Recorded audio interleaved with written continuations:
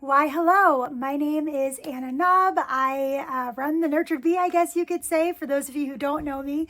And I recently did a blog post on our review week, and apparently people thought that this was such an interesting idea, and I thought it would be a great video to kind of share the heart and the ideas behind it. And so I am a Pennsylvania State certified teacher, even though, well, not even though, and I also homeschool.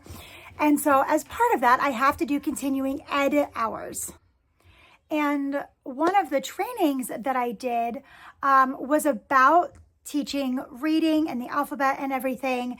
And it was so fascinating because I had been doing a letter per week with Athena. And this particular training, and I will try and link it in the comments, talked about how they did a study of doing the alphabet every day, like one letter a day instead of one letter a week, and how they saw a great increase in retention.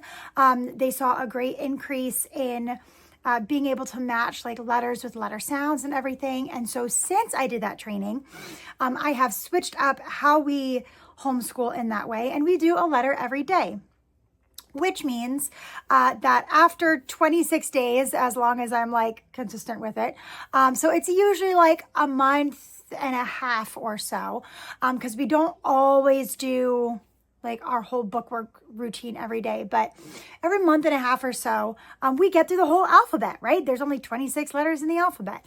And the week after that, we do a review week.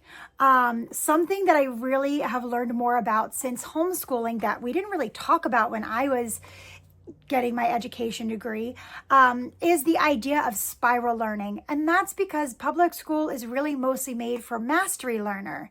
I do, we do, you do, practice it a few times, hope you got it, test, and move on. The expectation is that you master something and you just move on. Whereas there are people, like one of my children, that are spiral learners, which means that after we learn a skill, right, we practice it, everything, we'll move on to the next skill. But before we move on to skill number 3, we go back down to skill number 1 and we review skill number 1. We review a little bit of skill number 2, and then we build on to skill number 3. And eventually, as you kind of do that process, you are able to kind of start dropping the base level skills because they are getting them. You don't have to hit that spiral so hard. And so basically, I take a week every month and a half or so, where we tend to pause our core work. So we will not do our English language arts book. We will not do our actual math book. We do tend to still do like our social studies and our science, just because we don't do those subjects every single day anyway. So it's not as imposing, essentially. And we do a week of like fun games, fun videos. The other day I had cups with water and paintbrushes, and we went out to the driveway and I said, okay, paint me the letter A. And with water on the driveway, they painted an uppercase A. I have done similar things with flashcards. Sometimes I'll mix in numbers and letters, uppercase and lowercase. And I will spread them out over the driveway, and I will call out numbers or letters, and they move around to do that. If you follow me on Instagram, you've maybe seen some of my like super hopscotches. And so we'll do super hopscotches of counting or letters and things like that. I have a really great learning resources game. I will make sure to tag in the description as well. It's like lily pads, but they have a few different kind of variations of it. That is sight words, and there's like bean bags, and you toss the bean bag. And so I go through and I pick out the like level appropriate words for each child.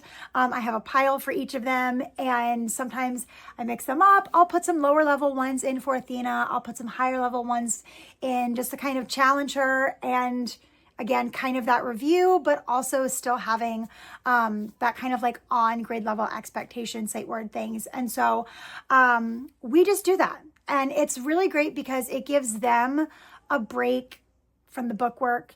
It gives me a little bit of break from the workbook. It helps give a little bit of extra wiggles out. It's motivation for them too, honestly. Like, hey, if we consistently do school these days, then we get like a fun week. And the thing is, yeah, it's a fun week. They're still doing handwriting. Like I printed out pages where they are practicing handwriting the alphabet, practicing writing the months of the year and the days of the week. So we are still working on skills. It's not like we just don't do work. Yesterday I had to get some stuff done. And so another thing that I like to do, even when we're not doing a review week, is I'll create YouTube playlists. I will go through and I will find, my kids love Storybots, The Good and the Beautiful, like vowel songs, and A says ah, B says buh. We do like our sign language on YouTube and everything. So I will even do that for them. And again, it gives them a bit of a break. It's not me just talking at them. And then we kind of start, like we'll start next week back with our book work again, and they feel refreshed. But we also didn't miss a week of school. I'm still able to count those days because your days don't have to be like your book work curriculum to count. We're still very much so actively learning. It's just we're doing that review before we move on. So that's a little bit about kind of the start of the review week and some of the things that we do. And if you follow my blog, thenurturedbee.com, or you follow me on Instagram at thenurturedbee, you can see some more details that behind the scenes and some of those activities that we do.